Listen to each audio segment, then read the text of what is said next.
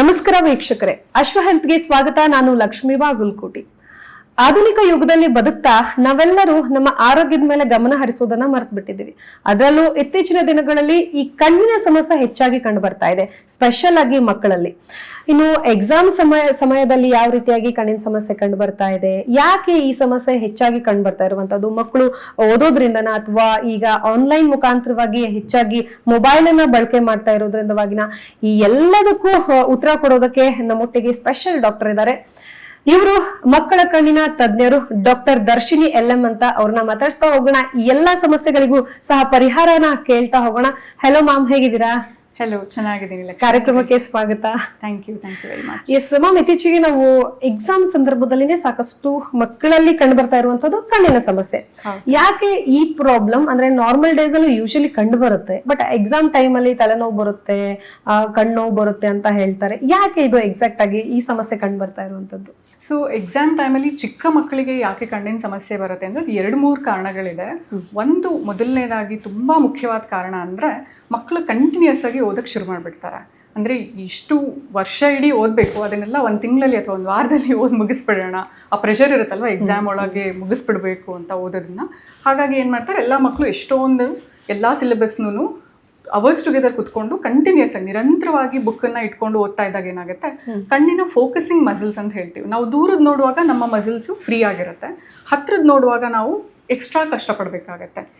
ಹೇಗೆ ನಾವು ಕಂಟಿನ್ಯೂಸ್ ಆಗಿ ಓಡೋದಕ್ಕಾಗೋದಿಲ್ಲ, ನಮ್ಮ ಕಾಲಿನ ಮಸಲ್ಸ್ ಸ್ಪ್ಯಾಸಮ್ಗೆ ಒಳಗಾಗುತ್ತೆ, ಹಾಗೆ ಕಂಟಿನ್ಯೂಸ್ ಆಗಿ ಓದೋಕ್ಕೂ ಮಕ್ಕಳಿಗೆ ಬಹಳ ಕಷ್ಟ ಆಗುತ್ತೆ. ಇದನ್ನು ಎಷ್ಟೋ ಮಕ್ಕಳು ಅರ್ಥ ಮಾಡ್ಕೊಳ್ಳೋದಿಲ್ಲ. ಆ್ಯಂಡ್ ಆಲ್ಸೋ ಪೇರೆಂಟ್ಸ್ಗೂ ಇದ್ರ ಬಗ್ಗೆ ಜಾಸ್ತಿ ಮಾಹಿತಿ ಇರೋದಿಲ್ಲ ಯೂಶ್ವಲಿ. ಸೊ ನಾವೇನು ಮಾಡಬೇಕಂದ್ರೆ ಅವಾಗ ಬ್ರೇಕ್ ತೊಗೊಳ್ಬೇಕಾಗತ್ತೆ. ಸೊ ಈಗ ಕಂಟಿನ್ಯೂಸ್ ಆಗಿ ಓದೋದ್ರಿಂದ ಏನಾಗುತ್ತೆ, ಹತ್ರದೇ ನೋಡಿ ನೋಡಿ ನೋಡಿ ಸಡನ್ನಾಗಿ ದೂರದ್ದು ನೋಡಿದಾಗ ದೂರದೆಲ್ಲ ಸ್ವಲ್ಪ ಮಬ್ಬಾಗಿ ಕಾಣಿಸೋದಕ್ಕೆ ಶುರು ಆಗುತ್ತೆ. ಇದನ್ನೇ ನಾವು ಬಹಳ ದಿನಗಳಿಂದ, ಯಾರಾದರೂ ಮಕ್ಕಳು ತುಂಬ ಸ್ಟೂಡಿಯಸ್ ಇದ್ದಾರೆ, ಯಾವಾಗಲೂ ಓದ್ತಾನೆ ಇರ್ತಾರೆ ಅಂದರೆ ಅವ್ರಿಗೇನಾಗುತ್ತೆ, ಹತ್ರದೇ ನೋಡಿ ನೋಡಿ ನೋಡಿ ಕಣ್ಣಿನ ಅಳತೆನೇ ಜಾಸ್ತಿ ಆಗೋ ಚಾನ್ಸಸ್ ಇರುತ್ತೆ. ಕಣ್ಣಿನ ಅಳತೆ ಜಾಸ್ತಿ ಆದಾಗ ಇದನ್ನು ನಾವು ದೂರದೃಷ್ಟಿ ದೋಷ ಅಥವಾ ಮಯೋಪಿಯಾ ಅಂತ ಹೇಳ್ತೀವಿ. ಅಂದರೆ ಹತ್ರದ ಚೆನ್ನಾಗಿ ಕಾಣುತ್ತೆ, ಕಣ್ಣಿನ ಅಳತೆ ಈಗ ಹೆಚ್ಚಾಗಿರೋದ್ರಿಂದ ದೂರದ ಸ್ವಲ್ಪ ಬ್ಲರ್ ಆಗುತ್ತೆ, ಹತ್ರದ್ದು ಪರವಾಗಿಲ್ಲ ಮ್ಯಾನೇಜ್ ಮಾಡ್ತಾರೆ, ಓದ್ತಾರೆ, ಈ ರೀತಿ ಆಗುತ್ತೆ. ಇಂಥ ಮಕ್ಕಳಿಗೆ ನಾವು ಗ್ಲಾಸಸ್ನ ಕೊಡಬೇಕಾಗತ್ತೆ. ಎಕ್ಸಾಮ್ ಟೈಮಲ್ಲಿ ಕಂಟಿನ್ಯೂಸ್ ಆಗಿ ಓದೋದ್ರಿಂದ ಈ ಸಮಸ್ಯೆ ಬರೋದಾದರೆ, ಈಗಿನ ಕಾಲದಲ್ಲಿ ಡಿಜಿಟಲ್ ಯುಗ ಆಗಿಬಿಟ್ಟಿದೆ, ಎಲ್ಲರೂ ಬುಕ್ಸ್ನ ಶೀಟ್ಸ್ನ ಎಲ್ಲ ಓದೋದನ್ನೆಲ್ಲ ನಿಲ್ಲಿಸ್ಬಿಟ್ಟಿದ್ದಾರೆ, ಯಾವಾಗಲೂ ಟ್ಯಾಬ್ ಮೊಬೈಲ್ ಈ ರೀತಿ ಓದ್ತಾ ಇರ್ತಾರೆ. ಇದನ್ನು ನೋಡುವಾಗ ಏನಾಗುತ್ತೆ, ಮಕ್ಕಳಿಗೆ ಕಣ್ಣನ್ನು ಬ್ಲಿಂಕ್ ಮಾಡೋದನ್ನ ಮರ್ತು ಬಿಡ್ತಾರೆ, ಅದರಲ್ಲೇ ಲೀನವಾಗಿ ಹೋಗ್ಬಿಟ್ಟಿರ್ತಾರೆ. ಏನು ಓದ್ತಾ ಇರ್ತಾರೆ ಅದರಲ್ಲೇ ಲೀನವಾಗಿ ಹೋಗಿ ಕಣ್ಣನ್ನು ಮಿಟಕ್ಸೋದನ್ನ ಸ್ವಲ್ಪ ಕಡಿಮೆ ಮಾಡಿಬಿಡ್ತಾರೆ. ಅವಾಗ ಏನಾಗುತ್ತೆ, ಕಣ್ಣಲ್ಲಿ ತೇವಾಂಶ ಏನಿರುತ್ತೆ, ನೀರಿನ ಅಂಶ, ಅದು ಆವಿಯಾಗಿ ಹೋಗ್ಬಿಟ್ಟು, ಎಸ್ಪೆಷಲಿ ಯಾರು AC ಫ್ಯಾನ್ ಕೆಳಗೆ ಕುತ್ಕೊಂಡು ಓದ್ತಾರೆ ಅವರಿಗೆ ಬೇಗನೆ ಡ್ರೈ ಐ ಅನ್ನೋ ಸಮಸ್ಯೆ ಶುರು ಆಗ್ಬಿಡತ್ತೆ. ಸೊ ಇಂಥ ಮಕ್ಕಳಿಗೆ ಡ್ರೈ ಐ ಒಂದು ಸಮಸ್ಯೆ ಆದರೆ, ಡ್ರೈ ಐ ಮೂಲಕ ಎಷ್ಟೊಂದು ಆಕ್ಯುಲರ್ ಸರ್ಫೇಸ್ ಡಿಸಾರ್ಡರ್ಸ್ ಅಂತ ಹೇಳ್ತೀವಿ, ಕಣ್ಣಿನ ಏನು ಆಚೆ ಕಡೆ ಪದರ ಇದೆ ಅದೆಲ್ಲ ಡ್ರೈ ಆದಾಗ ಸೆಕೆಂಡ್ರಿ ಪ್ರಾಬ್ಲಮ್ಗಳು, ಅಂದರೆ ಕಣ್ಣು ಕೆಂಪಾಗೋದು, ಕಣ್ಣಲ್ಲಿ ಏನೋ ಒಂದು ಚುಚ್ತಾ ಇರೋ ಥರ ಅನಿಸೋದು, ಇದೆಲ್ಲದು ಶುರು ಆಗುತ್ತೆ. ಸೊ ಆದಷ್ಟು ನಾವು ಲುಬ್ರಿಕೇಟಿಂಗ್ ಐ ಡ್ರಾಪ್ ಅಂತ ಹೇಳ್ತೀವಿ, ಅಂದರೆ ಕಣ್ಣಿನ ತಂಪು ಮಾಡುವಂಥ ಕಣ್ಣೀರ್ ಥರದೇ ಆರ್ಟಿಫಿಷಿಯಲ್ ಟಿಯರ್ಸ್ ಸಿಗುತ್ತೆ, ಅದನ್ನು ಉಪಯೋಗಿಸ್ಕೋಬೋದು. ಈ ರೀತಿ ಎಷ್ಟೋ ಸಮಸ್ಯೆಗಳು ಎಕ್ಸಾಮ್ ಟೈಮಲ್ಲೇ ಯಾಕೆ ಬರುತ್ತೆ ಅಂತ ಎಲ್ಲರೂ ಬಂದು ಕೇಳ್ತಾರೆ. ಅಂದರೆ ಈ ರೀತಿ ಪ್ರಾಬ್ಲಮ್ ಎನಿ ಟೈಮ್ ಬರ್ಬೋದು, ಎಕ್ಸಾಮ್ ಟೈಮಲ್ಲಿ ಒಂದೇ ಸಮನೆ ಕುತ್ಕೊಂಡು ಓದೋದ್ರಿಂದ ಅದು ಗೊತ್ತಾಗುತ್ತೆ ಅಷ್ಟೇ. ಓಕೆ, ಅಂದ್ರೆ ಈಗ ಕಂಟಿನ್ಯೂಸ್ ಆಗಿ ಓದೋದೇ ಒಂದು ಸಮಸ್ಯೆ ನೀವು ಹೇಳಿದ್ರಿ. ಸೊ ಮಧ್ಯದಲ್ಲಿ ಬ್ರೇಕ್ ತಗೊಳ್ಳೋದಾದ್ರೆ ಯಾವ ರೀತಿಯಾಗಿ ಅವ್ರು ಅದನ್ನ ಫಾಲೋ ಮಾಡಬೇಕು, ಅದಕ್ಕೆ ಅಂತ ಟೈಮ್ಸ್ ಏನಾದ್ರು ಸೆಟ್ ಮಾಡ್ಕೋಬೇಕಾ, ಹೇಗೆ? ಹೌದು, ನಾವೇನು ಹೇಳ್ತೀವಿ ಅಂದರೆ 20 ನಿಮಿಷಕ್ಕೆ ಒಂದ್ಸರಿ ಓದುವಾಗ ಅಥವಾ ಹತ್ರದ ಕೆಲಸ ಮಾಡುವಾಗ 20 ಸೆಕೆಂಡ್ವರೆಗೂ 20 ಅಡಿ ದೂರ ಇರೋವಂಥ ಯಾವುದಾದ್ರೂ ಒಂದು ವಸ್ತುನ ನೋಡ್ಬೇಕು, ಅಂದರೆ ದೂರ ನೋಡ್ಬೇಕು. ಅವಾಗ ನಾವು ಕಣ್ಣಿನ ಮಸಲ್ಸ್ಗೆ ರಿಲ್ಯಾಕ್ಸೇಷನ್ ಕೊಟ್ಟು ಸ್ವಲ್ಪ ದೂರ ನೋಡ್ತಾ ಇರಬೇಕಾಗತ್ತೆ. ಎಕ್ಸಾಕ್ಟಾಗಿ 20 ಮಾಡ್ಬೇಕಂತ ಎಷ್ಟೊಂದು ಪೇರೆಂಟ್ಸ್ ಮಕ್ಕಳು ಬಂದು ಕೇಳ್ತಾರೆ. 20 ನಿಮಿಷ ಆದ ತಕ್ಷಣ ಅಲಾರ್ಮ್ ಇಟ್ಕೊಂಡು ದೂರದ ನೋಡ್ಬೇಕು. ಎಕ್ಸಾಕ್ಟ್ 20 ನಿಮಿಷ 20 ಸೆಕೆಂಡ್ 20 ಅಡಿ ಅಂತ ಅಲ್ಲ, ಓವರ್ ಆಲ್ ಒಂದು ಸ್ವಲ್ಪ ನೆನ್ಪಿಟ್ಕೊಳ್ಳೋಕೆ ಈಸಿ ಆಗಲಿ ಅಂತ ಹೇಳ್ಬಿಟ್ಟು ನಾವು 20-20-20 ರೂಲ್ ಅಂತ ಹೇಳಿ ಮಾಡಿದ್ದೀವಿ. ಬಟ್ ಎಕ್ಸಾಕ್ಟ್ 20 ಆ ಥರ ಏನಿಲ್ಲ, ಅವಾಗ ಸ್ವಲ್ಪ ದೂರ ನೋಡಿ. ನೀವು ಸ್ವಲ್ಪ ಓಡಾಡ್ಕೊಂಡು ಬಂದರೆ ಇನ್ನೂ ನಿಮಗೆ ಮಸಲ್ಸ್ ಎಲ್ಲ ರಿಲ್ಯಾಕ್ಸ್ ಆಗುತ್ತೆ, ಸ್ವಲ್ಪ ನಿಮಗೂ ನಿದ್ದೆ ಬರೋ ಥರ ಆಗಿದ್ರೆ ಆಕ್ಟಿವೇಟ್ ಆಗ್ತೀರಾ, ನೀವು ಸ್ವಲ್ಪ ಬ್ರೇಕ್ ಸಿಕ್ದಂಗೆ ಆಗುತ್ತೆ.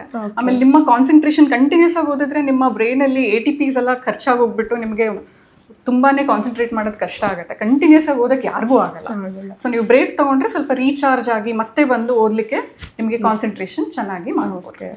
ಸೊ ಈಗ ಮಕ್ಕಳು ಕೆಲವೊಬ್ರು ತುಂಬಾ ಟೆನ್ಷನ್ ಮಾಡ್ಕೋತಾರೆ. ಯೂಶಲಿ ಎಕ್ಸಾಮ್ ಟೈಮ್ ಅಂತಂದ್ರೆ ಎಲ್ರಿಗೂ ಟೆನ್ಷನ್ ಇದ್ದೇ ಇರುತ್ತೆ.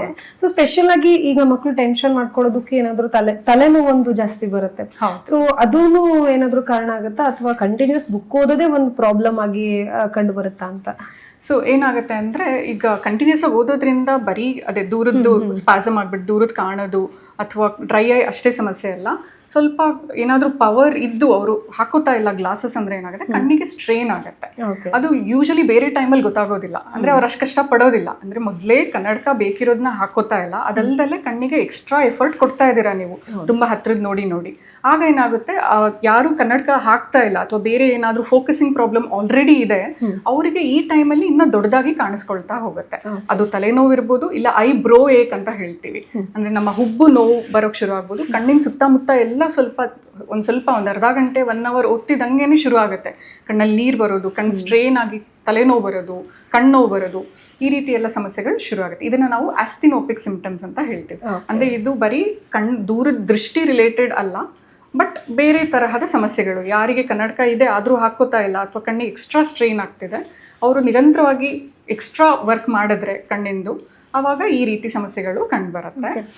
ತಲೆನೋವಿಗೆ ನಾನು ಇನ್ನೊಂದು ಏನು ಕಾರಣ ಇರ್ಬೋದು ಅಂದರೆ, ತಲೆನೋವು ಯಾಕೆ ಬರ್ಬೋದು, ಒಂದು ಟೆನ್ಷನ್ ಹೆಡೇಕ್ ಅಂತ ಹೇಳ್ತೀವಿ. That is the most common form of headache. ಅಂದರೆ ಮಕ್ಕಳಿಗೆ ಏನಾಗುತ್ತೆ, ಎಕ್ಸಾಮ್ ಅಂತಿದ್ದಂಗೆ ಒಳಗಿಂದ ಸ್ವಲ್ಪ ಭಯ ಇರುತ್ತೆ, ಟೆನ್ಷನ್ ಇರುತ್ತೆ, ತುಂಬ ಎಕ್ಸ್ಪೆಕ್ಟೇಷನ್ ಇರುತ್ತೆ, ಚೆನ್ನಾಗಿ ಮಾಡಲೇಬೇಕು, ಪೇರೆಂಟ್ಸೂ ಹೇಳಿರ್ತಾರೆ, ಟೀಚರ್ಸೂ ಹೇಳಿರ್ತಾರೆ, ಚೆನ್ನಾಗಿ ಎಕ್ಸಾಮಲ್ಲಿ ಪರ್ಫಾರ್ಮ್ ಮಾಡಲೇಬೇಕು, ಈ ರೀತಿ ಎಲ್ಲ ಇರುತ್ತೆ.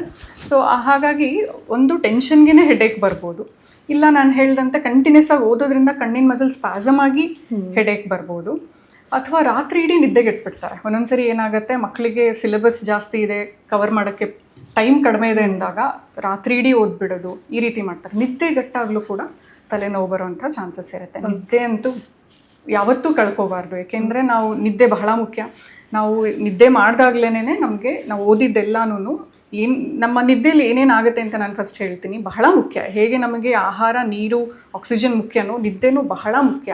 ಬರೀ ಮನುಷ್ಯರಿಗೆಲ್ಲ, ಎಲ್ಲ ಪ್ರಾಣಿಗಳಿಗೂ ಬಹಳ ಮುಖ್ಯ. ಸೊ ನಿದ್ದೆ ಮಾಡಿದಾಗ ಏನಾಗುತ್ತೆ, ನಮ್ಮ ಇಡೀ ದಿನದಲ್ಲಿ ನಮ್ಮ ಬ್ರೈನಲ್ಲಿ ಏನು ಮೆಟಬಾಲಿಕ್ ಬೈ ಪ್ರಾಡಕ್ಟ್ಸ್ ಇರುತ್ತೆ ಅದನ್ನು ರಿಮೂವ್ ಮಾಡುವಂಥ ಪ್ರಾಸೆಸ್ ಇರೋದಿಲ್ಲ, ರಿಯಲ್ ಟೈಮಲ್ಲಿ ಇರೋದಿಲ್ಲ. ನಿದ್ದೆ ಮಾಡಿದಾಗ ಆ ಪ್ರಾಸೆಸ್ ಆಗುತ್ತೆ. ಸೊ ಇದೊಂದು ಸ್ಕ್ಯಾವೆಂಜಿಂಗ್ ಮೆಕ್ಯಾನಿಸಮ್. ಅಂದರೆ ಏನು ಡರ್ಟ್ ಎಲ್ಲ ಇರುತ್ತೆ, ಏನು ಬೇಡದೇ ಇರೋ ಅಂಶಗಳಿರುತ್ತೆ, ಅದನ್ನೆಲ್ಲ ತೆಗೆಯೋದು ನಮ್ಮ ನಿದ್ದೆ ಮಾಡೋ ಟೈಮಲ್ಲಿಂದ. ಬೇಕಿರೋ ಅಂಶಗಳನ್ನ ಲಾಂಗ್ ಟರ್ಮ್ ಮೆಮೊರಿಗೆ ಕಳಿಸುತ್ತೆ, ಬೇಡದೇ ಇರೋ ಮಾಹಿತಿಗಳನ್ನ ತೆಗೆದು ಹಾಕ್ಬಿಡುತ್ತೆ, ಡಸ್ಟ್ಬಿನ್ನಿಗೆ ಹಾಕ್ಬಿಡುತ್ತೆ. ಸೊ ನಿದ್ದೆ ಬಹಳ ಮುಖ್ಯ. ನಿದ್ದೆ ಮಾಡಿದಾಗಲೇ ನಿಮಗೆ ನೆಕ್ಸ್ಟ್ ಡೇ ನೀವು ಹೋಗಿ ಚೆನ್ನಾಗಿ ಕಾನ್ಸಂಟ್ರೇಟ್ ಮಾಡಿ, ಚೆನ್ನಾಗಿ ಫೋಕಸ್ ಮಾಡಿ ಎಕ್ಸಾಮಲ್ಲಿ ಪರ್ಫಾರ್ಮ್ ಮಾಡೋದಕ್ಕೆ ಸಾಧ್ಯ. ಓಕೆ. ಸೊ ಈಗ ಎಕ್ಸಾಮ್ ಅಂದ ತಕ್ಷಣ, ಈಗ ನೀವು ಹೇಳಿದ್ರಿ ಡಿಜಿಟಲ್ ಯುಗದಲ್ಲಿ ನಾವೆಲ್ಲ ಇದ್ದೀವಿ. ಖಂಡಿತವಾಗ್ಲೂ ಈಗಿರುವಂಥ ಸಿಚುವೇಶನ್ ಅಲ್ಲಿ ಮಕ್ಕಳು ಮೊಬೈಲ್ ಮತ್ತೆ ಲ್ಯಾಪ್ಟಾಪ್ ಮತ್ತೆ ಇನ್ನೇನು ಟ್ಯಾಬ್ ನೋಡದೆ ಅಂತೂ ಇರಕ್ಕೆ ಅಸಾಧ್ಯವಾಗಿರುವಂಥದ್ದು. ಯಾಕಂದ್ರೆ ತುಂಬಾ ಈಗ ಕ್ಲಾಸಸ್ಗಳು ಸಹ ಆನ್ಲೈನ್ ಮುಖಾಂತರವೇ ನಡೆಯುತ್ತೆ. ಸೊ ಈಗ ಅವರು ಆನ್ಲೈನ್ ಜಾಸ್ತಿ ಪ್ರಿಫರ್ ಮಾಡ್ತಾ ಇರೋದ್ರಿಂದ ಇದು ಸಹ ಎಫೆಕ್ಟ್ ಆಗುತ್ತೆ. ಇದಕ್ಕೆ ಈಗ ಶಾರ್ಟ್ ಟರ್ಮ್ ನಲ್ಲಿ ನಮ್ಗೆ ಏನಾದ್ರು ಸೊಲ್ಯೂಷನ್ ಸಿಗ್ಬೋದು ಅವ್ರಿಗೆ, ಮಕ್ಕಳಿಗಾಗಿರ್ಬೋದು, ಪೇರೆಂಟ್ಸ್ಗಳಿಗಾಗಿರ್ಬೋದು, ಟೆನ್ಷನ್ ಇರುತ್ತೆ. ಸೊ ಎಕ್ಸಾಮ್ಸ್ ಮುಗಿಯೋವರೆಗೂ ಅವ್ರು ಯಾವ ರೀತಿಯಾಗಿ ಇದನ್ನ ಫಾಲೋ ಅಪ್ ಮಾಡ್ಬೋದು? ಓಕೆ. ಸೊ ನಂಗೆ ಅರ್ಥ ಆಗುತ್ತೆ, ಎಷ್ಟೊಂದು ಸ್ಕೂಲಲ್ಲೂ ಕೂಡ ಟೀಚರ್ಸ್ ಹೋಮ್ವರ್ಕ್ನ ಈ ನಡುವೆ ಕೋವಿಡ್ ನಂತರ ಏನು ಮಾಡಿಬಿಟ್ಟಿದ್ದಾರೆ, ಎಲ್ಲರಿಗೂ ಹೋಮ್ವರ್ಕ್ನ ಮೊಬೈಲಲ್ಲೇ ವಾಟ್ಸಪ್ಪಲ್ಲಿ ಕಳಿಸೋದು, ಈ ರೀತಿ ಎಲ್ಲ ಮಾಡ್ತಾ ಇದ್ದಾರೆ. ಸೊ ಇದರಿಂದ ಹೌದು ತೊಂದರೆ ಆಗುತ್ತೆ, ಆದಷ್ಟು ಅವಾಯ್ಡ್ ಮಾಡಬೇಕು. ಈಗ ಲಾಸ್ಟ್ ಮೂಮೆಂಟ್ ಎಕ್ಸಾಮ್ ಟೈಮಿಗೆ ಬಂದುಬಿಟ್ಟಿದ್ದೀವಿ, ಈಗ ಹೇಗೆ ಇದನ್ನು ಮ್ಯಾನೇಜ್ ಮಾಡ್ಬೋದು ಸ್ವಲ್ಪ ಅಂದರೆ, ಆದಷ್ಟು ಪ್ರಿಂಟ್ಔಟ್ ತೆಕ್ಕೊಳ್ಳಿ. ಹೇಗಿದ್ದರೂ ಪ್ರಿಂಟಲ್ಲಿ ನಿಮಗೆ ಬಂದುಬಿಟ್ಟಿರುತ್ತೆ ಸಾಫ್ಟ್ ಕಾಪಿ. ಸಾಧ್ಯ ಆದರೆ ನಿಮ್ಮ ಅನುಕೂಲ ಇದೆ ಅಂದರೆ ಅದನ್ನು ಹಾರ್ಡ್ ಕಾಪಿ ಫಾರ್ಮಲ್ಲಿ ಪ್ರಿಂಟ್ಔಟ್ ತೆಕ್ಕೋಬೋದು. ಅದನ್ನು ಸ್ವಲ್ಪ ಲಾರ್ಜ್ ಫಾಂಟ್ ಪ್ರಿಂಟ್ ಅಂತ ಹೇಳ್ತೀವಿ, ಸ್ವಲ್ಪ ದೊಡ್ಡದಾಗಿ ಇರೋವಂಥ ಫಾಂಟಲ್ಲಿ ಪ್ರಿಂಟ್ಔಟ್ ತೆಕ್ಕೋಬೋದು. ಇಲ್ಲ ನಮಗೆ ಸಾಧ್ಯನೇ ಇಲ್ಲ, ಪ್ರಿಂಟ್ಔಟಲ್ಲಿ ಎಷ್ಟು ಅಂತ ತೆಗಿಯೋಕ್ಕಾಗತ್ತೆ, ಇರೋ ಎಲ್ಲ ಬುಕ್ಕೇನೆ ಸಾಫ್ಟ್ ಕಾಪಿ ಫಾರ್ಮಲ್ಲಿದೆ, ನಾವು ನೋಡಲೇಬೇಕಾಗತ್ತೆ ಸ್ಕ್ರೀನ್ನ ಅಂತ ಹೇಳಿದ್ರೆ, ಒಂದು ನಿಮಗೆ ಏನು ಮಾಡ್ಬೋದು ನೀವು ಅಂದರೆ, ಇರೋದ್ರಲ್ಲೇ ದೊಡ್ಡ ಸ್ಕ್ರೀನನ್ನು ಉಪಯೋಗಿಸ್ಕೋಬೋದು. ಅಂದರೆ ನೀವು ಟ್ಯಾಬ್ ಮತ್ತು ಫೋನ್ ಬೇಡವೇ ಬೇಡ, ದೊಡ್ಡ ಸ್ಕ್ರೀನ್ ಡಿವೈಸ್ ಅಂದರೆ ಲ್ಯಾಪ್ಟಾಪ್ ಅಥವಾ ಡೆಸ್ಕ್ಟಾಪ್ ಸ್ಕ್ರೀನ್ ಏನಿದೆ ಇರೋದ್ರಲ್ಲೇ ಸ್ವಲ್ಪ ದೊಡ್ಡ ಸ್ಕ್ರೀನ್, ಸೊ ಅದನ್ನು ಉಪಯೋಗಿಸಿದ್ರೆ ಸ್ವಲ್ಪ ಒಳ್ಳೆಯದು. ಅದರಲ್ಲೂ ಫಾಂಟ್ ಸೈಜ್ ನೀವು ಅಡ್ಜಸ್ಟ್ ಮಾಡ್ಬೋದು. ಇರೋದ್ರಲ್ಲೇ ಸ್ವಲ್ಪ ದೊಡ್ಡ ಫಾಂಟ್, ತುಂಬ ದೊಡ್ಡದಿಡಿ ಅಂತ ಹೇಳ್ತಾ ಇಲ್ಲ, ನಿಮಗೂ ಓದೋದಕ್ಕೆ ತುಂಬ ನಿಧಾನ ಆಗ್ಬಿಡುತ್ತೆ ಆಮೇಲೆ. ಸೊ ಆಪ್ಟಿಮಲ್ ಸೈಜ್ನ ನೀವು ಇಡ್ಬೋದು ಫಾಂಟು. ಆಮೇಲೆ ಕಂಪ್ಯೂಟರ್ ಅಥವಾ ನೀವು ಡೆಸ್ಕ್ಟಾಪ್ ಮುಂದೆ ಕೂತಾಗ ಸ್ವಲ್ಪ ಅಂತರ ನೀವು ಎಷ್ಟು ಇಡಬೇಕಂದ್ರೆ ಆದಷ್ಟು ದೂರ, 1 arm ಲೆಂತ್ ಅಂತ ಹೇಳ್ತೀವಿ. ಓದುವಾಗ 1 elbow ಲೆಂತ್ ಅಂತ ಹೇಳ್ತೀವಿ. ಡಿಜಿಟಲ್ ಸ್ಕ್ರೀನ್ ಯೂಸ್ ಮಾಡ್ತಿದ್ದೀರಾ ಅಂದರೆ 1 arm ಲೆಂತ್. ಸ್ವಲ್ಪ ದೂರ ಕುತ್ಕೋಬೇಕಾಗತ್ತೆ ನೀವು.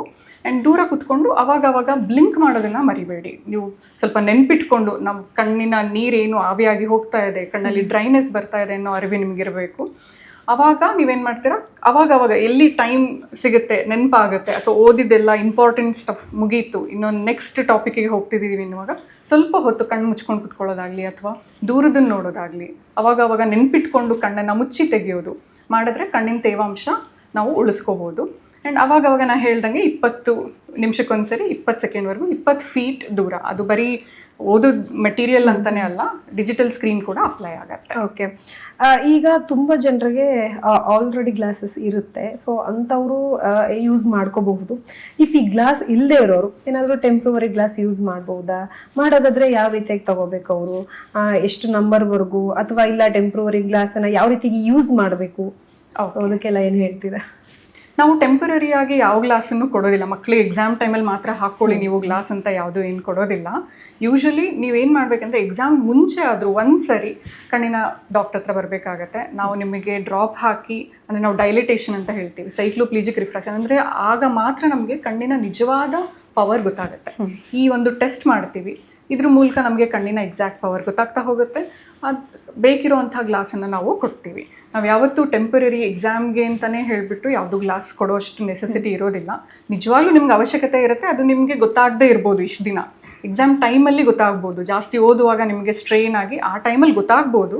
ಸೊ ನೀವೇನು ಮಾಡಬೇಕು, ಎಕ್ಸಾಮ್ ಸೀಸನ್ ಶುರುವಾಗಕ್ಕೂ ಮುಂಚೆ ನಾನು ಎಲ್ಲ ಪೇರೆಂಟ್ಸ್ಗೂ ಇದನ್ನೇ ಕೇಳ್ಕೊಳ್ಳೋದು, ಒಂದ್ಸರಿ ಆದರೂ ನಿಮ್ಮ ಕಣ್ಣಿನ ಡಾಕ್ಟರ್ ಹತ್ರ ಬನ್ನಿ, ನೀಟಾಗಿ ಚೆಕ್ ಮಾಡಿಸ್ಕೊಳ್ಳಿ. ಬೇಕಿರೋವಂಥ ಅಗತ್ಯ ಇರೋವಂಥ ಗ್ಲಾಸ್ ಕೊಡ್ತಾರೆ ಅವ್ರು ನಿಮಗೆ, ಅದನ್ನು ನೀವು ನೆಗ್ಲೆಕ್ಟ್ ಮಾಡಬಾರ್ದು. ಅವ್ರು ಕೊಟ್ಟಿರೋಂಥ ಗ್ಲಾಸನ್ನು ನೀವು ಹಾಕ್ಕೊಂಡ್ರಷ್ಟೇ ನಿಮಗೂ ಕ್ಲಿಯರಾಗಿ ಕಾಣೋದು, ನಿಮ್ಮ ಕಣ್ಣಿಗೆ ಆಗ್ತಾ ಇರೋ ಸ್ಟ್ರೈನ್ ಕಡಿಮೆ ಆಗೋದು, ಇದೆಲ್ಲನೂ. ಸೊ ಯಾವುದೋ ಒಂದು ಟೆಂಪರರಿ ಗ್ಲಾಸ್ ನಿಮ್ಗೆ ಯಾರೂ ಯೂಶಲಿ ಕೊಡಲ್ಲ. ಮತ್ತು ಮಾರ್ಕೆಟಲ್ಲಿ ಎಷ್ಟೊಂದು ಬ್ಲೂ ರೇ ಗ್ಲಾಸಸ್ ಅಂತ ಬಂದುಬಿಟ್ಟಿದೆ. ಅದೇನು ಹೇಳ್ತಾರೆ ಅಂದರೆ ಅದು UV ಪ್ರೊಟೆಕ್ಷನ್ನ ಕೊಡುತ್ತೆ, UV ರೇಸ್ ನಿಮ್ಮ ಕಣ್ಣಿಗೆ ಬರದೇ ಇರೋಂಗೆ ನೋಡ್ಕೊಳ್ಳುತ್ತೆ ಅಂತ. ಅದು ಏನು ನಮಗೆ ಅಷ್ಟು ಪ್ರೂಫ್ ಇಲ್ಲ, ಅದರಿಂದ ನಿಜವಾಗ್ಲೂ ಮಕ್ಕಳಿಗೆ ಕಣ್ಣಿಗೆ ಒಳ್ಳೇದಾಗ್ತಾ ಇದೆ ಅಂತ ನಮಗೇನು ಆ ರೀತಿ ಸಂಶೋಧನೆಗಳಲ್ಲಿ ರಿಸರ್ಚಲ್ಲಿ ಮಾಹಿತಿ ಏನಿಲ್ಲ.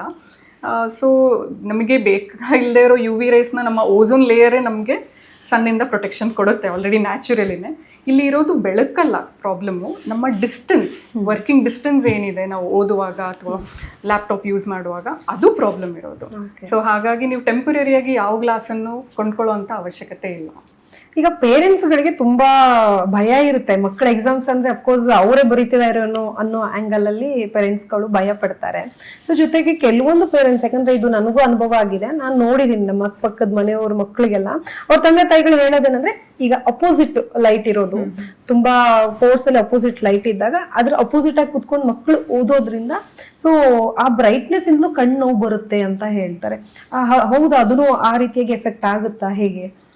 ಸೊ ಏನಾಗುತ್ತೆ ಅಂದರೆ, ನೀವು ಕುತ್ಕೊಂಡು ಓದ್ಕೊಳ್ಳುವಾಗ ರೂಮಲ್ಲಿ ಒಂದಷ್ಟು ಇನ್ಸ್ಟ್ರಕ್ಷನ್ಸ್ನ ಫಾಲೋ ಮಾಡಬೇಕಾಗತ್ತೆ.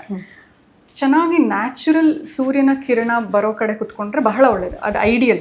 ನೀವು ಕಿಟಕಿ ಪಕ್ಕ ಕುತ್ಕೊಂಡು ಸೂರ್ಯನ ಕಿರಣ ನಿಮ್ಮ ಬುಕ್ ಮೇಲೆ ಬೀಳ್ತಾ ಇದೆ, ನೀವು ಅದನ್ನು ಡೈರೆಕ್ಟಾಗಿ ಓದ್ಕೋತಾ ಇದ್ದೀರಾ ಅಂದರೆ ಬಹಳ ಒಳ್ಳೆಯದು. ಇಲ್ಲ, ಸಾಧ್ಯ ಆಗ್ತಾ ಇಲ್ಲ, ರಾತ್ರಿ ಹೊತ್ತು ಓದ್ತಾ ಇದ್ದೀವಿ, ಅಥವಾ ಸೂರ್ಯನ ಕಿರಣ ಒಳಗೆ ಬರೋಕ್ಕೆ ಚಾನ್ಸ್ ಇಲ್ಲ, ರೂಮಲ್ಲಿ ಯಾವ ಕಿಟಕಿಗಳು ಇಲ್ಲ, ಈ ರೀತಿ ಇದ್ದಾಗ ಏನು ಮಾಡಬೇಕು, ಎರ್ಗೋನಾಮಿಕ್ಸ್ ಅಂತ ಹೇಳ್ತೀವಿ. ಒಂದಷ್ಟು ಇನ್ಸ್ಟ್ರಕ್ಷನ್ ಇದೆ, ನೀವು ಹೇಗೆ ಕುತ್ಕೋಬೇಕು, ಹೇಗೆ ಓದಬೇಕು ಅಂತ ಹೇಳಿಬಿಟ್ಟು. ರೂಮಿನ ಬ್ರೈಟ್ನೆಸ್ ಆಪ್ಟಿಮಲ್ ಇರಬೇಕು, ತುಂಬ ಬ್ರೈಟ್ ಲೈಟನ್ನು ಯೂಸ್ ಮಾಡಬಾರ್ದು, ತುಂಬ ಡಿಮ್ ಲೈಟನ್ನು ಕೂಡ ಯೂಸ್ ಮಾಡಬಾರ್ದು. ನೀವು ಕುತ್ಕೊಳ್ಳೋ ಶೈಲಿ ಹೇಗಿರ್ಬೇಕಂದ್ರೆ, ನಿಮ್ಮ ಬೆನ್ನು ಮತ್ತು ಕುತ್ತಿಗೆ ನೇರವಾಗಿರಬೇಕು. ಕೆಲವು ಮಕ್ಕಳು ಬರ್ಗಿ ಓದ್ತಾ ಇರ್ತಾರೆ, ಮಲ್ಕೊಂಡು ಇದೆಲ್ಲ ಮಾಡಿದ್ರೆ ನಿಮ್ಗೆ ಇನ್ನೂ ಬೆನ್ನೋವು, ಕಣ್ಣೋವು ಜೊತೆ ಬೆನ್ನೋವು ಎಲ್ಲ ಬರೋಕ್ಕೆ ಶುರು ಆಗುತ್ತೆ. ಸೊ ನೀವು ಹೇಗೆ ಕುತ್ಕೋಬೇಕಂದ್ರೆ, ಟೇಬಲ್ ಮೇಲೆ ನೀವು ಬುಕ್ಕನ್ನು ಇಡಬೇಕು, ನೀವು ಚೇರ್ ಮೇಲೆ ಕುತ್ಕೋಬೇಕು, ಬಗ್ಗದಲ್ಲೇ ನೀವು ಓದೋಕ್ಕೆ ಶುರು ಮಾಡಬೇಕು.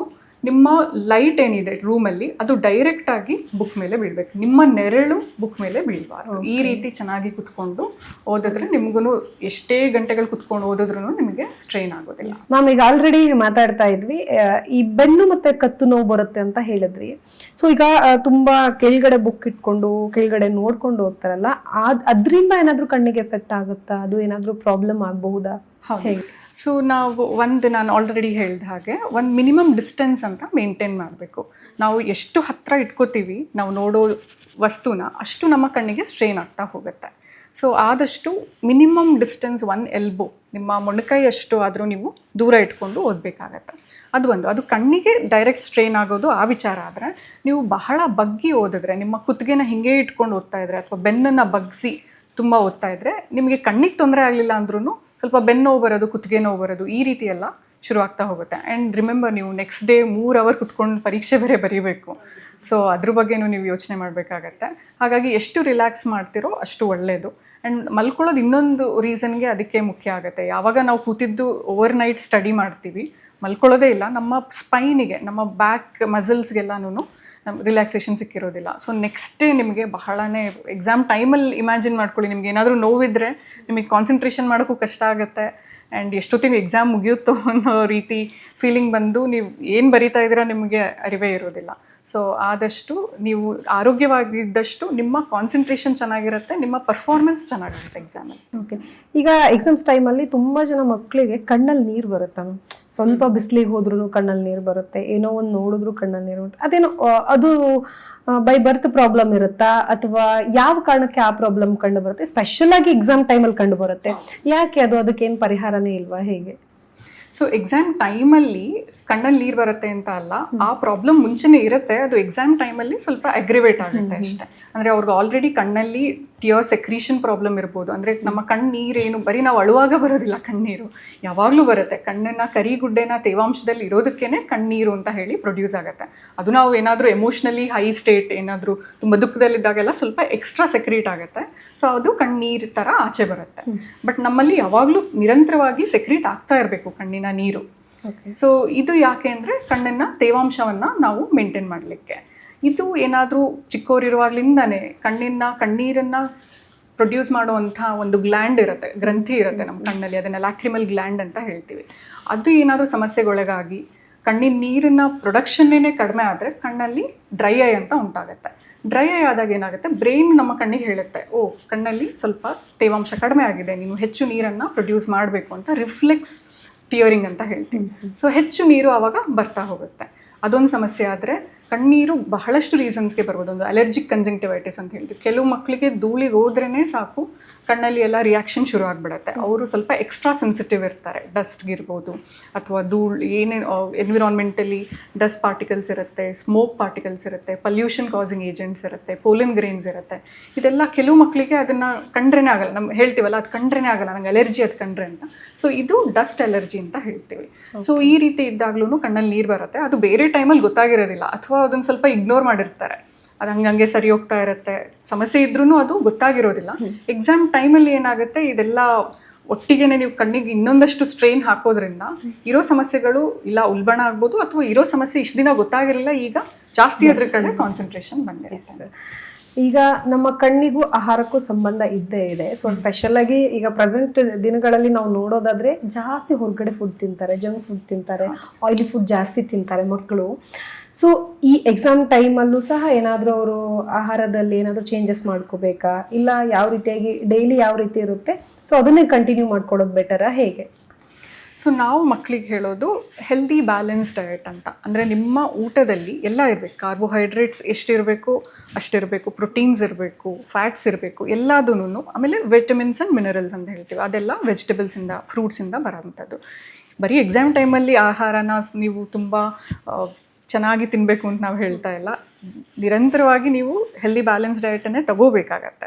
ಆದರೆ ಎಕ್ಸಾಮ್ ಟೈಮಲ್ಲಿ ಸ್ವಲ್ಪ ಹೆಚ್ಚು ಕಾಳಜಿ ಯಾಕೆ ವಹಿಸಬೇಕಂದ್ರೆ, ನೀವೇನಾದರೂ ಅಪ್ಪಿತಪ್ಪಿ ಕಾಯಿಲೆ ಬಿದ್ದರೆ ನಿಮ್ಮ ಎಕ್ಸಾಮ್ ಅಟೆಂಡ್ ಮಾಡೋಕ್ಕೂ ಕಷ್ಟ ಆಗುತ್ತೆ. ಆಮೇಲೆ ಓದೋ ಟೈಮಲ್ಲಿ ನೀವು ಪ್ರಿಪರೇಷನ್ ಫೇಸಲ್ಲಿ ನೀವು ಕಾಯಿಲೆ ಬಿದ್ದರೆ ನಿಮ್ಮ ಎಕ್ಸಾಮ್ ಪರ್ಫಾರ್ಮೆನ್ಸ್ ಕೂಡ ಕಡಿಮೆ ಆಗ್ತಾ ಹೋಗುತ್ತೆ. ಸೊ ನಾವು ಹೇಳೋದು ಒಂದು ಹೆಲ್ದಿ ಬ್ಯಾಲೆನ್ಸ್ ಡಯಟ್ ಆದರೆ, ಅಂದರೆ ಎಲ್ಲ ಇರಬೇಕು. ನಿಮಗೆ ನಿಮ್ಮ ತಾಯಿಯವರು ಮನೇಲಿ ಏನು ಮಾಡಿ ಕೊಡ್ತಾರಲ್ಲ ಅದು ಪರ್ಫೆಕ್ಟ್ ಆಗಿದೆ. ಈಗ ನೋಡಿ, ಚಪಾತಿ ಜೊತೆ ಪಲ್ಯ ಅಂತೀವಿ, ಆ ಚಪಾತಿ ಪೂರ್ತಿ ಕಾರ್ಬೋಹೈಡ್ರೇಟ್ಸ್ ಆದರೆ ಪಲ್ಯದಲ್ಲಿ ಇಲ್ಲ ಪಲ್ಸಸ್ ಅಂತ ಹೇಳ್ತೀವಿ, ಕಾಳುಗಳಿರುತ್ತೆ, ಇಲ್ಲಾಂದರೆ ತರಕಾರಿ ಇರುತ್ತೆ, ಅದೆಲ್ಲ ವೈಟಮಿನ್ಸ್ ಮಿನರಲ್ಸ್ ಕೊಡುತ್ತೆ. ಈಗ ರೈಸ್ ಆ್ಯಂಡ್ ದಾಲ್, ಅನ್ನ ಮತ್ತು ಸಾರು ತಿಂದ್ರೂ ಅನ್ನದಲ್ಲಿ ಕಾರ್ಬೋಹೈಡ್ರೇಟ್ಸ್ ಇರುತ್ತೆ, ದಾಲಲ್ಲಿ ಪ್ರೋಟೀನ್ಸ್ ಇರುತ್ತೆ. ಹಾಗೆ ಎಷ್ಟು ಚೆನ್ನಾಗಿ ನಮ್ಮ ಹಿರಿಯರು ಆಲ್ರೆಡಿ ಬ್ಯಾಲೆನ್ಸ್ ಮಾಡಿ ಕೊಟ್ಬಿಟ್ಟಿದ್ದಾರೆ ನಿಮಗೆ ರೆಸಿಪಿನ. ಸೊ ಅದನ್ನು ಫಾಲೋ ಮಾಡಿದ್ರೆ ತುಂಬ ಒಳ್ಳೆಯದು. ಜಂಕ್ ಫುಡ್ನ ದಯವಿಟ್ಟು ಅವಾಯ್ಡ್ ಮಾಡಿ. ಯಾಕೆಂದರೆ ಜಂಕ್ ಫುಡ್ ನಾವು ಹೈಜಿನಿಕ್ ಆಗಿರುತ್ತಾ ಇಲ್ವಾ ಅಂತ ಗ್ಯಾರಂಟಿ ಕೊಡೋಕ್ಕೆ ಬರೋದಿಲ್ಲ. ಯಾವ ನೀರಲ್ಲಿ ಪ್ರಿಪೇರ್ ಮಾಡ್ತಾ ಇರ್ತಾರೆ ಅದೆಲ್ಲನೂ ಗೊತ್ತಿರೋದಿಲ್ಲ. ಆಮೇಲೆ ನಿಮಗೂ ಎಷ್ಟೋ ದಿನಗಳ ಕಾಲ ಏನೂ ತಿಂದಲೇ ಸಡನ್ನಾಗಿ ಜಂಕ್ ಫುಡ್ಸ್ ತಿಂದಾಗ ಅದರಲ್ಲಿ ಮಸಾಲೆ ಐಟಮ್ಸ್ ಜಾಸ್ತಿ ಇರೋದ್ರಿಂದ ನಿಮಗೆ ಗ್ಯಾಸ್ಟ್ರೈಟಿಸ್ ಇರ್ಬೋದು ಅಥವಾ ಹೊಟ್ಟೆ ಬೇರೆ ಪ್ರಾಬ್ಲಮ್ಗಳು ಶುರು ಆಗಬಹುದು. ಸೊ ಆದಷ್ಟು ಜಂಕ್ ಫುಡ್ ಬೇಡ, ಬೇರೆ ದಿನಗಳಲ್ಲೂ ಬೇಡ, ಎಕ್ಸಾಮ್ ಟೈಮಲ್ಲಿ ಇನ್ನೂ ಹೆಚ್ಚು ಕಾಳಜಿ ವಹಿಸಬೇಕು. ಎಲ್ಲದಕ್ಕಿಂತ ನೀರನ್ನು ಚೆನ್ನಾಗಿ ಕುಡಿಬೇಕಾಗತ್ತೆ. 2-3 ಲೀಟ್ರ್ ನೀರನ್ನು ದಿನ ಸೇವಿಸಬೇಕಾಗತ್ತೆ. ಯಾಕೆಂದರೆ ನಾವು ಒಂದೇ ಕಡೆ ಕುತ್ಕೊಂಡು ಓದ್ಕೋತಾ ಇದ್ದಾಗ ಏನಾಗುತ್ತೆ, ಬಾಡಿಯಲ್ಲಿ ಹೀಟ್ ಜನ್ರೇಷನ್ ಆಗಿರುತ್ತೆ. ಆವಾಗ ನಮಗೆ ಡಿಹೈಡ್ರೇಷನ್, ಎಲ್ಲ ಸ್ವೆಟ್ ಆಗ್ತಾ ಇರ್ತೀವಿ, ಇಲ್ಲ ಫ್ಯಾನ್ ಕೆಳಗೆ ಕೂತಿರ್ತೀವಿ, ಅದು ಒಂದಷ್ಟು ಡಿಹೈಡ್ರೇಷನ್ನ ಉಂಟು ಮಾಡುತ್ತೆ. ಸೊ ಅದನ್ನೆಲ್ಲ ನೀವು ತಡೆಗಟ್ಟಕ್ಕೆ ಚೆನ್ನಾಗಿ ನೀರನ್ನು ಕುಡಿಬೇಕಾಗತ್ತೆ. ಸೊ ಇದು ಈಗ ನಾನು ಕೇಳೋ ಪ್ರಶ್ನೆ ಯೂಶಲಿ ಮಕ್ಕಳಿಗೆ ಮಾತ್ರ ಅಲ್ಲ, ಈ ದೊಡ್ಡವರಾಗಿರ್ಬೋದು, ಹಿರಿಯರಾಗಿರ್ಬೋದು, ಅಥವಾ ಯಾರೀಗ ಕಾಲೇಜ್ಗೆ ಹೋಗುವಂತ ಸ್ಟೂಡೆಂಟ್ಸ್ಗಳು ಏನ್ ಮಾಡ್ತಾರೆ ಅಂತಂದ್ರೆ ನಿದ್ದೆನ ಅವಾಯ್ಡ್ ಮಾಡೋಕೆ ಟೀ ಕುಡಿತಾರೆ ಹೆಚ್ಚಾಗಿ. ಇನ್ಕ್ಲೂಡಿಂಗ್ ಒಂದ್ ಕಾಲದಲ್ಲಿ ನಾವು ಎಕ್ಸಾಮ್ಸ್ ಬರೆಯುವಾಗ ನಾವು ಹಾಗೆ ಮಾಡ್ತಿದ್ವಿ. ಸೊ ಟೀ ಕುಡಿದ್ರೆ ನಿದ್ದೆ ಹೋಗುತ್ತೆ ಅಂತ ಹೇಳಿ, ಬಟ್ ಟೀ ಕುಡಿದಾದ್ಮೇಲೆ ಸ್ವಲ್ಪ ಹೊತ್ತಿಗೆ ಸ್ವಲ್ಪ ತಲೆನೋವು ಬರೋದು ಆ ತರ ಎಲ್ಲ ಫೀಲ್ ಆಗುತ್ತೆ. ಹಾಗಾದ್ರೆ ಟೀ ಕುಡಿಬಹುದಾ? ಅದು ಕಣ್ಣಿಗೇನು ಸಮಸ್ಯೆ ಮಾಡಲ್ವಾ, ಹೇಗೆ? ಸೊ ಟೀ ಅಲ್ಲಿ ಏನಿರುತ್ತೆ, ನಾವು ಕಾಫಿ ಅಥವಾ ಟೀ ಇದೆಲ್ಲ ಕೆಫಿನೇಟೆಡ್ ಡ್ರಿಂಕ್ಸ್ ಅಂತ ಹೇಳ್ತೀವಿ. ಅದರಲ್ಲಿ ಎಷ್ಟೊಂದು ಆಲ್ಕಲಾಯ್ಡ್ಸ್ ಇರುತ್ತೆ, ಅದು ಸ್ವಲ್ಪ ನಮ್ಮ ಬ್ರೈನನ್ನು ಆ್ಯಕ್ಟಿವೇಟ್ ಮಾಡುತ್ತೆ. ಸೆರೆಬ್ರೋ ಆ್ಯಕ್ಟಿವ್ ಏಜೆಂಟ್ಸ್ ಅಂತ ಹೇಳ್ತೀವಿ. ಅಂದರೆ ಹೌದು, ಸ್ವಲ್ಪ ನಿದ್ದೆ ಬರೋದಷ್ಟೇ ಅಲ್ಲ, ನಿಮ್ಮನ್ನು ಓವರಾಲ್ ಆಗಿ ಒಂದು ಸ್ವಲ್ಪ ಎಚ್ಚರಿಸುತ್ತೆ. ಅದು ಸ್ವಲ್ಪ ಆ್ಯಕ್ಟಿವೇಟ್ ಮಾಡಿ ನಿಮಗೆ ಓದೋ ಅಂಥ ಏನು ಮಟೀರಿಯಲ್ ಇರುತ್ತೆ ಅದರಲ್ಲಿ ಸ್ವಲ್ಪ ನೀವು ಕಾನ್ಸಂಟ್ರೇಷನ್ ಮಾಡಲಿ ಅನ್ನೋದನ್ನು ನೀವೆಲ್ಲ ಕಂಡಿಡ್ಕೊಂಡ್ಬಿಟ್ಟಿದ್ರೆ. ಎಷ್ಟೊಂದು ಮಕ್ಕಳು ಬರ್ತಾರೆ, ನಾವು ಬ್ಯಾಕ್ ಟು ಬ್ಯಾಕ್ ತುಂಬ ಕಾಫಿ ಕುಡಿಬೇಕನ್ಸುತ್ತೆ, ಎಷ್ಟು ಕುಡಿಬೋದು, ದಿನಕ್ಕೆ ಎಷ್ಟು ಕಪ್ ಕುಡಿಬೋದು, ಈ ರೀತಿ ಎಲ್ಲ ಕೇಳ್ತಾರೆ. ನೋಡಿ, ನೀವು ನಾರ್ಮಲಿ ಎಷ್ಟು ಕುಡಿತೀರಾ ಅಷ್ಟು ಕುಡಿದ್ರೆ ಸಾಕು. ಅಂದರೆ ದಿನಕ್ಕೆ ಬೆಳಗ್ಗೆ ಒಂದು ಸ್ವಲ್ಪ, ಸಂಜೆ ಒಂದು ಸ್ವಲ್ಪ, ಈ ರೀತಿ ಕುಡಿದ್ರೆ ಸಾಕು. ನಿದ್ದೆಗೆಡ್ಲಿಕ್ಕೋಸ್ಕರ ನೀವು ಟೀ ಕುಡಿತೀವಿ, ನಾವು 1 ಅವರ್ಗೆ ಒಂದೊಂದು ಖಾಲಿ ಮಾಡ್ತೀವಿ, ಒಂದು ಕಪ್ಪನ್ನು ನಾವು ಒಂದು ಜಗ್ಗಲ್ಲಿ ಇಟ್ಕೊಂಡ್ಬಿಟ್ಟು ಕುತ್ಕೊತಾರೆ ಎಷ್ಟೊಂದು ಮಕ್ಕಳು, ರಾತ್ರಿ ಇಡೀ ಓದಬೇಕಾಗತ್ತೆ ಅಂತ ಹೇಳ್ಬಿಟ್ಟು. ಈ ರೀತಿ ಮಾಡಿದ್ರೆ ನಿಮಗೆ ಗ್ಯಾಸ್ಟ್ರೈಟಿಸ್ ತುಂಬ ಜಾಸ್ತಿ ಆಗುತ್ತೆ. ಆಮೇಲೆ ನೀವು ರೆಸ್ಟ್ ಮಾಡಲೇಬೇಕು. ನಿಮ್ಗೆ ಆಮೇಲೆ ನಿದ್ದೆ ಮಾಡ್ಬೇಕು ಅನಿಸಿದ್ರೂ ನಿದ್ದೆ ಬರೋದಿಲ್ಲ. ನಿಮ್ಗೆ ಆಲ್ರೆಡಿ ನಿದ್ದೆಯ ಮಹತ್ವ ನಾನು ಹೇಳಿದ್ದೀನಿ. ಸೊ ಹಾಗಾಗಿ ನೀವು ನಿದ್ದೆ ಮಾಡಲಿಲ್ಲ ಅಂದರೆ ಬಹಳನೇ ಕಷ್ಟ ಆಗುತ್ತೆ. ನಿದ್ದೆಗೆಟ್ಟು ಓದೋದಂತೂ ಬೇಡವೇ ಬೇಡ. ನೀವು ಟೀಯನ್ನು ದಿನ ಎಷ್ಟು ಸೇವಿಸ್ತೀರಾ ಅಷ್ಟೇ ಎಕ್ಸಾಮ್ ಟೈಮಲ್ಲೂ ಸೇವಿಸಿದ್ರೆ ಒಳ್ಳೆಯದು. ಅದಕ್ಕಿಂತ ಹೆಚ್ಚು ಸೇವಿಸಿದ್ರೆ ನಿಮಗೆ ಡೆಫಿನೆಟ್ಲಿ ಗ್ಯಾಸ್ಟ್ರೈಟಿಸ್ ಮತ್ತು ಬೇರೆ ಥರದ ಪ್ರಾಬ್ಲಮ್ಗಳು ಶುರು ಆಗುತ್ತೆ. ಅಂದರೆ ನಿಮ್ಮ ಟೆಂಪ್ರೇಚರ್ ರೈಸ್ ಆಗೋದು, ಇದೆಲ್ಲನೂ ಸೆರೆಬ್ರೋ ಆ್ಯಕ್ಟಿವ್ ಏಜೆಂಟ್, ಸ್ವಲ್ಪ ನಿಮ್ಮನ್ನು ಯಾವಾಗಲೂ ಅಪ್ ಆ್ಯಂಡ್ ಅಬೌಟ್ ಥರ ಇಡೋವಂಥ ಮಟೀರಿಯಲ್ ಇರುತ್ತೆ, ಆಲ್ಕಲಾಯ್ಡ್ಸ್ ಇರುತ್ತೆ ಕಾಫಿ ಮತ್ತು ಟೀಯಲ್ಲಿ. ಸೊ ಎಷ್ಟು ಸೇವಿಸಬೇಕೋ ಅಷ್ಟು ಸೇವಿಸಿದ್ರೆ ಒಳ್ಳೆಯದು. ಅದಕ್ಕಿಂತ ಹೆಚ್ಚು ಸೇವಿಸಿದ್ರೆ ನಿಮ್ಗೆ ಆಮೇಲೆ ನಿದ್ದೆನೂ ಬರೋದಿಲ್ಲ, ಆಮೇಲೆ ಹಾರ್ಟ್ ರೇಟ್ ಜಾಸ್ತಿ ಆಗೋದು, ಸ್ವಲ್ಪ ನಿಮ್ಮ ಬ್ಲಡ್ ಪ್ರೆಷರ್ ಜಾಸ್ತಿ ಆಗೋದು, ನಿಮ್ಮ ಬಾಡಿ ಟೆಂಪ್ರೇಚರ್ ಜಾಸ್ತಿ ಆಗೋದು, ಈ ರೀತಿ ಎಲ್ಲ ಸೈಡ್ ಎಫೆಕ್ಟ್ ಶುರು ಆಗುತ್ತೆ. ಓಕೆ, ಈಗ ಡೈರೆಕ್ಟ್ ಪ್ರಶ್ನೆ ಏನು ಅಂತಂದ್ರೆ, ಈ ಮಕ್ಕಳು ನಿದ್ದೆ ಮಾಡೋದೇ ತುಂಬ ಕಮ್ಮಿ. ಸೊ ಅಂಥದ್ರಲ್ಲಿ ಈಗ ಎಕ್ಸಾಮ್ಸಿಗೆ ತುಂಬ ಕಡಿಮೆ ಟೈಮಲ್ಲೇ ಓದೋಕೆ ಶುರು ಮಾಡ್ತಾರೆ ಯೂಶಲಿ. ಸೊ ಹಾಗಾದರೆ ಅವ್ರಿಗೆ ಎಷ್ಟು ಹೊತ್ತು, ಈಗ ಏನು 8 ಅವರ್ಸ್ ನಿದ್ದೆ ಮಾಡೋಕ್ಕಾಗಲ್ಲ, 7 ಅವರ್ಸ್ ಆಗಲ್ಲ, ಅದಕ್ಕಿಂತ ಕಮ್ಮಿ ಮಾಡೋದಾದರೆ ಎಷ್ಟು ಅವರ್ಸು ಒಳ್ಳೆಯದು? ಓಕೆ, ಇದನ್ನು ನಾನು ಬಹಳ ಪೇರೆಂಟ್ಸ್ ಕೇಳ್ತಾರೆ ಆ್ಯಕ್ಚುಲಿ. ಯಾಕೆಂದರೆ ಅವರು ಎಷ್ಟೊಂದು ಸರಿ ಹಾಸ್ಟೆಲಲ್ಲಿರೋ ಮಕ್ಕಳಿಗೆ ಆಲ್ರೆಡಿ ರೂಲ್ಸ್ ಅಂತ ಇದ್ಬಿಡುತ್ತೆ. ನೀವು 11 ಗಂಟೆಗೂ ಮುಂಚೆ ಮಲ್ಗೋಂಗೇ ಇಲ್ಲ, ನಿಮ್ಮ ಲೈಟ್ ಆನ್ ಇರಲೇಬೇಕು, ನೀವು 5 ಗಂಟೆ ಮೇಲೆ ಎದ್ದೇಳಲೇಬೇಕು, ಈ ರೀತಿ ಎಲ್ಲ ರೂಲ್ಸ್ ಎಲ್ಲ ಮಾಡಿಬಿಟ್ಟಿರ್ತಾರೆ. ಸೊ ನಮ್ಮ ಬಾಡಿ ಕ್ಲಾಕ್ ಇರುತ್ತೆ, ಇದನ್ನು ನಾವು ಡಯರ್ನಲ್ ವೇರಿಯೇಷನ್ ಅಂತ ಹೇಳ್ತೀವಿ. ಇದು ಆಲ್ರೆಡಿ ಸೆಟ್ ಆಗಿಬಿಟ್ಟಿರುತ್ತೆ. ನಮಗೆ ಎವಲ್ಯೂಷನಿಂದನೂ ಬಂದಿರೋದು ಅದೇ ರೀತಿ. ಯಾಕೆ ಕತ್ಲಾದಾಗ ನಮಗೆ ಸ್ವಲ್ಪ ನಿದ್ದೆ ಬಂದಂಗೆ ಆಗುತ್ತೆ ಅಂದರೆ ಎನರ್ಜಿ ಕನ್ಸರ್ವ್ ಮಾಡಲಿ ಅಂತ. ಇವಾಗ ಬಂದಿದೆ ಎಲೆಕ್ಟ್ರಿಸಿಟಿ ಎಲ್ಲ. ನಾವು ಬಹಳ ಹಿಂದೆ ಈ ರೀತಿ ಎಲೆಕ್ಟ್ರಿಸಿಟಿ ಎಲ್ಲ ಇಲ್ಲದೆ ಇದ್ದಾಗ ಕತ್ಲಾದಾಗ ಏನು ಮಾಡಬೇಕು, ಹೊರಗೆ ಹೋಗೋಕ್ಕಾಗಲ್ಲ, ಯಾವ ಕೆಲಸನೂ ಮಾಡೋಕ್ಕಾಗಲ್ಲ. ಹಾಗಾಗಿ ನಮ್ಮ ಬಾಡಿಗೆ ಬೇಕಾಗಿರೋ ರೆಸ್ಟನ್ನ ನಮ್ಮ ಪ್ಲಾನೆಟ್ ರೊಟೇಷನ್ಗೆ ಅದು ಸೆಟ್ ಮಾಡ್ಕೊಂಡ್ಬಿಟ್ಟಿದೆ. ನೈಟ್ ಆದಾಗ ನಮಗೂ ಸ್ವಲ್ಪ ಇನ್ಆಕ್ಟಿವಿಟಿ ಬಂದ್ಬಿಡುತ್ತೆ, ಸ್ವಲ್ಪ ನಿದ್ದೆ ಬಂದಂಗೆ ಆಗುತ್ತೆ, ಅದು ಎನರ್ಜಿನ ಕನ್ಸರ್ವ್. ಸೊ ಇದು ಬಹಳ ನ್ಯಾಚುರಲ್ ಪ್ರೋಸೆಸ್, ಇದಾಗಲೇಬೇಕು. ಮಿನಿಮಮ್ 7 ಅವರ್ಸ್ ಎಲ್ಲರೂ ನಿದ್ದೆ ಮಾಡಬೇಕು. ಸೊ ದಟ್ ನೆಕ್ಸ್ಟ್ ಡೇ ನಿಮ್ಮ ಆಪ್ಟಿಮಲಿ ಫಂಕ್ಷನ್ ಮಾಡಬಹುದು. ಏನಾದರೂ ನೀವು ನಿದ್ದೆ ಕಡಿಮೆ ಮಾಡ್ಕೊಂಡ್ಬಿಟ್ರೆ ಡೆಫಿನೆಟ್ಲಿ ತೊಂದರೆ ಆಗುತ್ತೆ. ನಾನು ಎಲ್ಲ ಮಕ್ಕಳಿಗೂ ಹೇಳೋದಿಷ್ಟೇ, ನಾವು 10th ಸ್ಟ್ಯಾಂಡರ್ಡು PUC ಅದು ಹೆಂಗೆ ಅಷ್ಟೊಂದು ಮಲ್ಗೋಕ್ಕಾಗತ್ತೆ, ಈ ರೀತಿ ಎಲ್ಲ ಕೇಳ್ತಾರೆ. ಹೆಚ್ಚಿಗೆ ಮಲಗಿ ಅಂತ ನಾನು ಹೇಳ್ತಾ ಇಲ್ಲ, ಬಟ್ ಏನು ಮಿನಿಮಮ್ ಬೇಕು ಅದನ್ನಷ್ಟು ನೀವು ಮಲಗಲೇಬೇಕು. 7 ಅವರ್ಸ್ ಅನ್ಇಂಟರಪ್ಟೆಡ್ ಸ್ಲೀಪ್ ಅಂತ ಹೇಳ್ತೀವಿ. ಅಂದರೆ ಮಧ್ಯೆ ಎದ್ದೇಳೋದು, ಒಂದು ಸ್ವಲ್ಪ ಎಲ್ಲ ಟೆನ್ಷನ್ಗೆ ಅಲಾರ್ಮ್ ಇಟ್ಕೊಂಡ್ಬಿಟ್ಟಿರ್ತಾರೆ, 2 ಅವರ್ಸ್ ಸಾಕು ಎದ್ಬಿಡೋಣ ಓದ್ಬಿಡೋಣ ಅಂತ ಹೇಳಿ.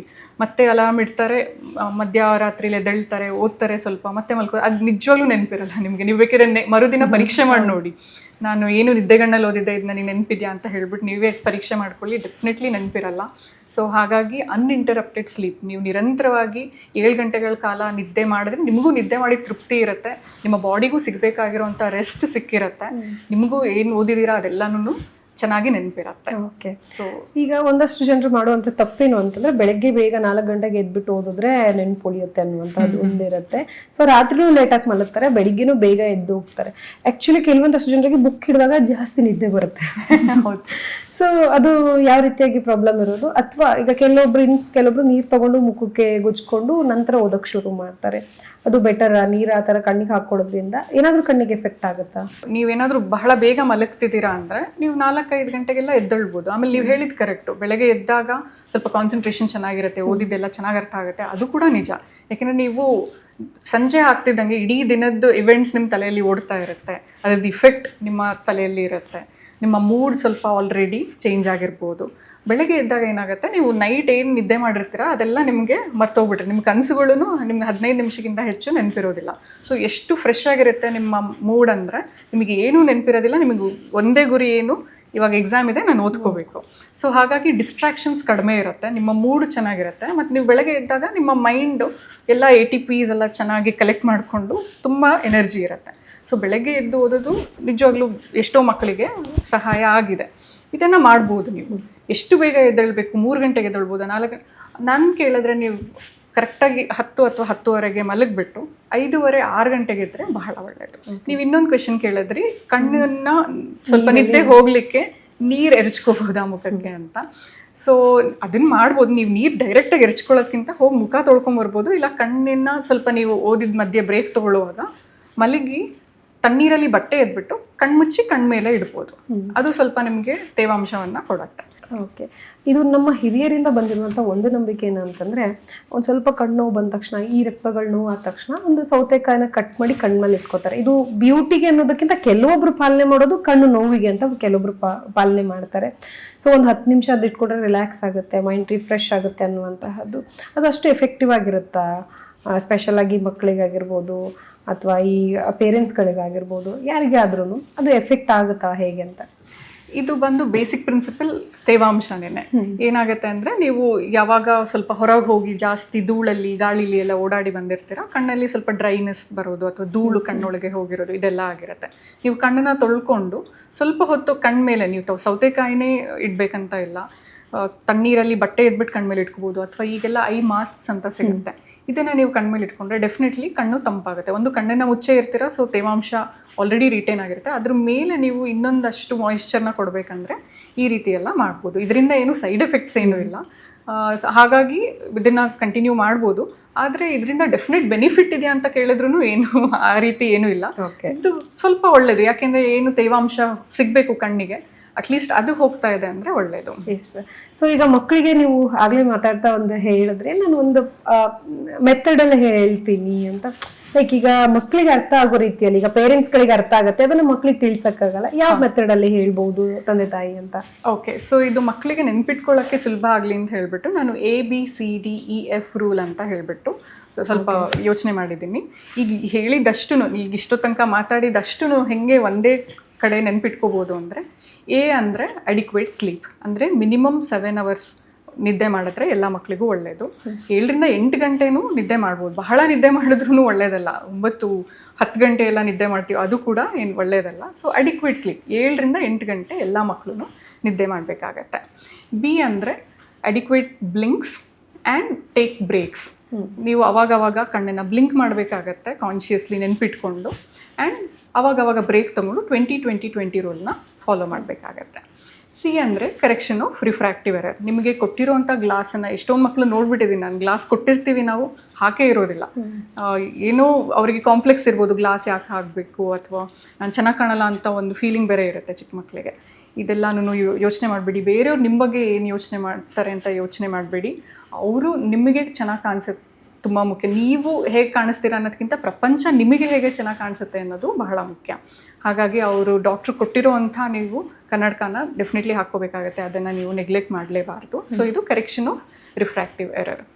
D ಅಂದರೆ drink adequate water. So drink at least 2 or 3 liters per day.